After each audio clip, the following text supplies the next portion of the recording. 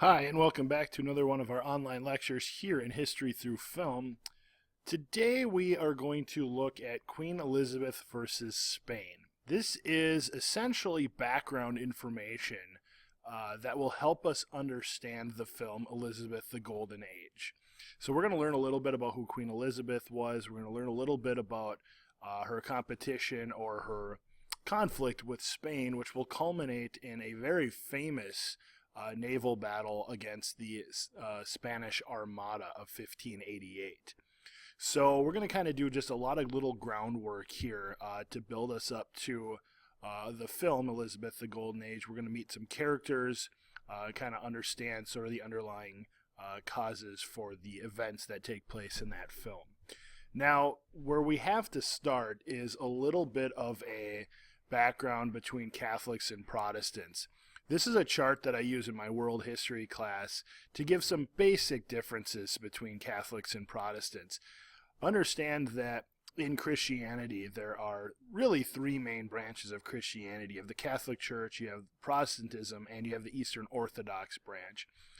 In the Western world, in Europe and North America, you predominantly see these two branches, and they're all Christian. They all follow the Bible, believe in Jesus, and there certainly are other similarities as well, but these are some of the main differences. And I'm not going to go through all of these with you today. Those of you who are juniors and seniors will know a little bit about this. You freshmen and sophomore will learn about this when you get to be a junior in world history. But if you want to hit pause and just take a quick glance at this will kind of help you understand, because Queen Elizabeth and England during her reign is going to be Protestant, and in Spain under Philip II, they're going to be Catholic, and that matters in this story. So this gives you kind of a quick rundown of some of the differences between those two branches of Christianity. So go ahead and take a look at that, and when you're ready, you can move on. So, one of the sides of this story is Philip II and the Spanish Empire. Philip was a very, very wealthy guy. He was king of wealthy Spain. Spain had really done very well for themselves in terms of exploration, especially in the New World. They had access to a lot of gold and silver. Part of that was due to the Treaty of Tordesillas and the demarcation line that divided their land claims between themselves and Portugal. And in the end, they were able to obtain a lot of land that provided them a lot of wealth. And naturally, when that wealth comes into your country, the king gets a cut of that. He's from a very, very famous ruling family called the Habsburg family. At one point, they owned the Netherlands, they owned Spain, they owned parts of Germany, they owned parts of the New World. I mean, a very, very big empire. It divided up a little bit after Charles V, who would have been Philip II's father, but still had a lot of access to a lot of important land. Like I mentioned, Spain's New World colonies brought in tons of wealth. The idea was when a ship was chartered over to the New World, oftentimes that was paid for by the king, and the king demanded anywhere between a quarter and a third of your entire cargo when you came back, basically as a tax. So if you came back with a lot of wealth, the king benefited from that. Now, Philip is going to be very deeply Catholic, and that's going to come through in this story. He's going to be a defender of Catholicism. He's going to be very, very devout in his beliefs. So keep that in mind as we progress through this story. Now, there was an attempt early on to make an alliance in England between Philip and England, and that came through a marriage that we sort of look at in world history. This is a Tudor family that comes from Henry VIII. Henry VIII's first daughter was Mary, and Philip marries her in 1554. She later becomes known as Bloody Mary because she's also very Catholic and has many Protestants killed. She does not live for very long. She ends up getting a tumor in her stomach. They think she's pregnant, and they find out she's not, and she actually dies. And that's actually what allows Elizabeth to come to power in England. So he marries Bloody Mary, and really, it just doesn't work out because of her death. I mean, they wanted to have a child together to prevent Protestant Elizabeth from succeeding the throne, but obviously that doesn't work. Mary dies before they can have any children, and he's basically left trying to make sure that Catholicism is something that stays in England, because Mary was Catholic. She was born to a Catholic mother. Her half-sister Elizabeth was born to a Protestant mother. So there's a bit of a divide there in what religion is going to dominate England. So Mary and Philip never produced an heir. You're going to see Philip a little bit in the film, Elizabeth the Golden Age. They do a pretty good job of casting him. So here's what he looks like in real life compared to the actor that plays him in the film. And we'll do that with most of our characters here today. Now, Elizabeth, on the other side, she was born after her father, Henry VIII, created the Church of England. When he created the Church of England, he broke away from the Catholic Church, which means he can't be Catholic anymore, obviously, and becomes Protestant. So Elizabeth is born to Henry and Anne Boleyn, Henry's second wife. Henry wanted a son so bad, he ends up marrying 6 different women trying to get that son. 2 of those women have their heads chopped off. One of them is being Elizabeth's mother. But this whole time, Henry is operating under a new church that's definitely Protestant since they broke away from the Catholic Church.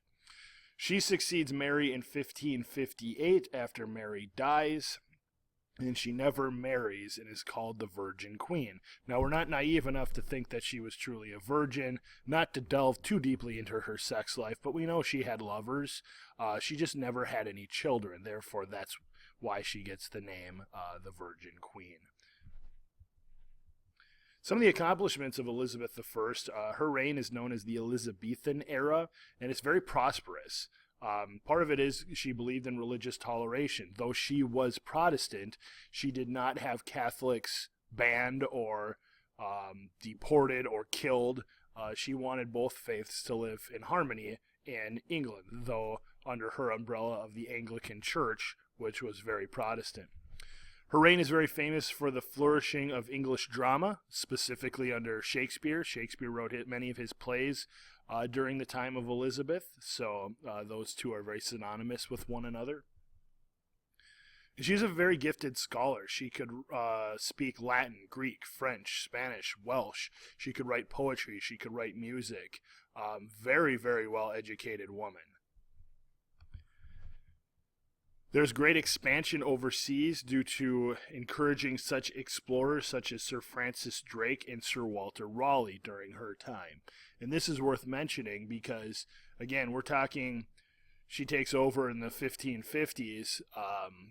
This is only, 60 years after Columbus discovered the New World. There's a whole new piece of property across the Atlantic that the Spanish, the Dutch, the Portuguese, and the English are trying to explore and, see if it's beneficial for them, if there's profit to be made there. And so these two men were 2 explorers that did that for the English. Sir Walter Raleigh plays a big role in the film, and he's going to be a part of the defeat of the Spanish Armada in 1588. And that's a big deal for Elizabeth, but we're going to come back to the Spanish Armada here in a little bit.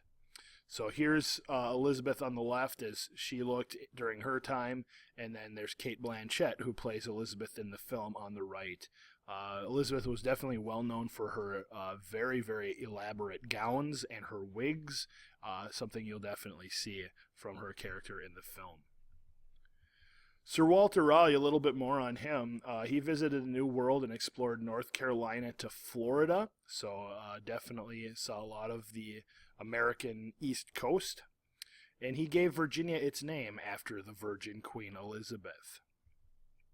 He became a favorite of Elizabeth due to his efforts in increasing the Protestant church in Ireland. Now, we won't see that in the film, but definitely a connection there to Protestantism, and part of the reason why he had a special, unique relationship with the Queen. Now, He's going to get knighted in 1585, and some suggested that he had a relationship with Elizabeth. The film will certainly make us think that. So he was potentially romantically linked to Elizabeth, but we know they never married. Part of the reason we know that is because she never marries, but we also know that he secretly married Elizabeth Bess Throckmorton, who was one of the Queen's ladies in waiting. And you will meet Bess in the film. A lady in waiting is kind of like one of her servants, but you can tell that they're very friendly. They're almost like BFFs in the movie. So Bess will play a role that in Elizabeth the Golden Age. So here is Sir Walter Raleigh on the left, what they think he looked like, and then Clive Owen plays him in the film, and is, again, you can tell the casting, at least by looks, is pretty spot on. Now, Spain and England fight in something called the Spanish Armada, and the event is the fight against the Spanish Armada, I should say. An armada is a giant fleet of ships, so let's talk about why this giant fleet of ships is sent to England. So Philip sent a marriage proposal to Elizabeth, and she never really gives him a good answer. He had married her half-sister. He wanted to marry Elizabeth and presumably make her Catholic. She delays. She never really gives him a good answer. That's strike one. Elizabeth then allied England with Protestant rebels in the Netherlands. Well, the Netherlands used to be controlled by the Spanish, by the Habsburg family. So this is going to be strike two. And you're going to notice that what she's doing here is basically a number of different things that really anger Philip. So he's already been scorned by not hearing a answer to his marriage proposal. Now she's allying herself with some of his former territory in the Netherlands. And then, and the film makes light of this, the English began a policy of piracy against Spanish trade ships filled with New World gold. Now, Elizabeth claims she doesn't know anything about this and that she didn't order it, and there's debate over that. But English ships start attacking Spanish ships full of gold and taking that gold. And, of course, the Spanish are going to find out about this and be very, very furious, including Philip. So this is just another strike against Elizabeth and reason why Philip might want to attack her. So Philip, who once supported England, had now had enough. And so he orders this giant fleet of ships to be built to go take out Elizabeth and England. So that brings us to the Spanish Armada. The Spanish Armada should have been successful. I'm going to tell you that right now. The Spanish Armada should have destroyed the English, but they don't, and I'll tell you why. You can see here there's use of fire ships. We're going to talk about that. Weather is going to play a huge role in this battle, and we're going to see this in the film Elizabeth the Golden Age. It's a pretty cool event. So Philip II of Catholic Spain sent 130 ships to punish Protestant England under Elizabeth in August of 1588. This is a very scary event for Elizabeth. The film talks about a prophecy that says one empire will rise and one empire will fall. Of course, Elizabeth is afraid that her empire is going to be the one that falls. So she gives a very, very famous speech that they show a tiny bit of in the film, but Queen Elizabeth gave one of her most famous speeches at Tilbury right before they went into battle against the Spanish. Now, I'm going to put up the whole speech here. By no means I'm going to read all of this to you, but it's a really pretty good speech. So I encourage you to hit pause and take a moment and read this, because this is something Elizabeth would have said to her advisors and her soldiers there, ready to take on the Spanish Armada. So go ahead and take a look at that.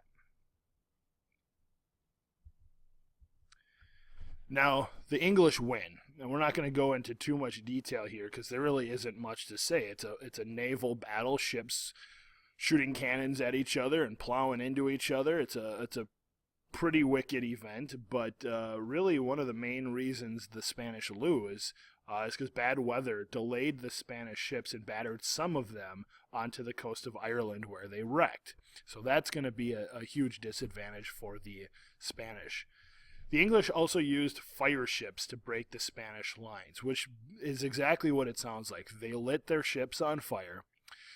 They sailed directly towards the Spanish, hoping to do one of two things: either inflict damage, which you will see in the film, or to break the battle lines so that the Spanish ships would break rank and the English could close in and start taking them out.